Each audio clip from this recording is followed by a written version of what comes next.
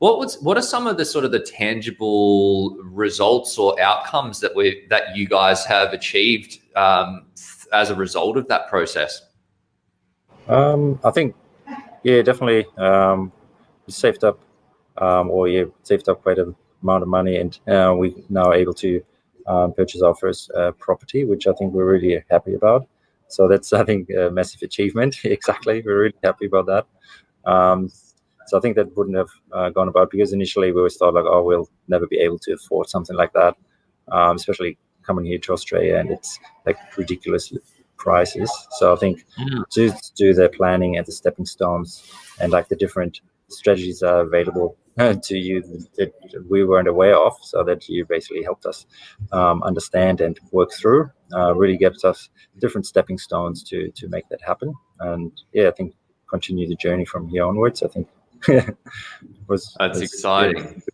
Yeah, exactly. It's very exciting. I'm excited for you, and I think it's a common one. Like if you are sort of an expat living in Australia, or that's setting yourself up here, or if you're not in a position where you've got a lot of family to help you out with getting into the property market, it definitely takes some doing. We need to do some saving. We need to probably even we did some investing for a while and build up your assets so that you're not just plugging away at saving, earning 1% interest on your money, but then taking those steps incrementally over time to make them come together. What would be your advice for somebody who was looking at, ultimately wanting to get into the property market, but feeling that it's all just unachievable? I think, yeah, looking back, I think it's always start early with something small and set up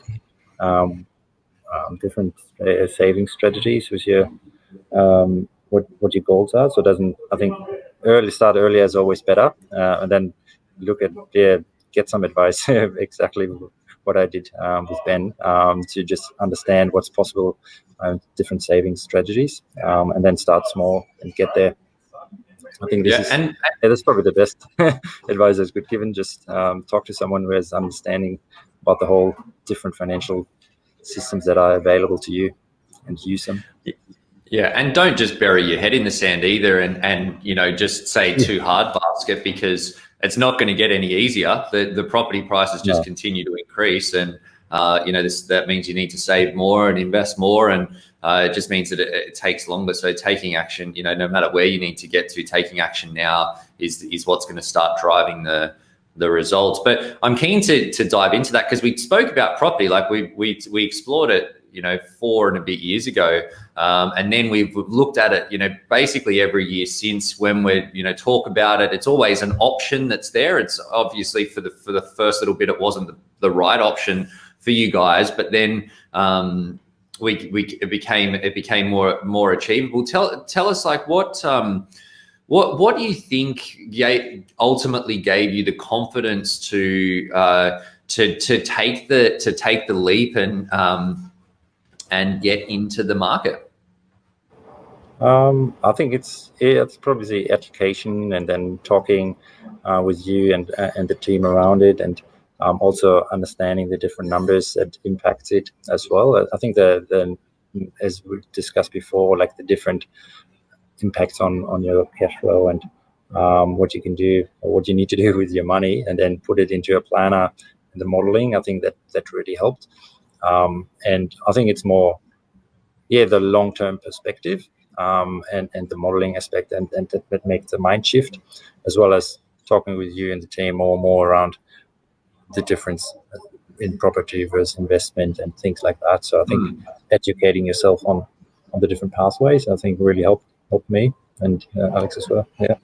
Yeah, and I think you can. It's like pretty as well common when you're in, you've got a young family. Childcare is not cheap. You go through these peak spending years where it's almost like a private schooling fees just to have your kids in childcare, and depending on what sort of how much of a rebate you get, it can be $20,000-$30,000, sometimes even more than that, a year per child. That I think that, like, for you guys. And one of the things that we always want to look at is like, let's make sure that we've got a good, we've got the money to be able to afford the property today, but then let's make sure that we're also able to, we've got enough money left over that we're going to be able to pay down the debt against it, or at least build up assets to equalize the debt that's against that property in a time frame that we're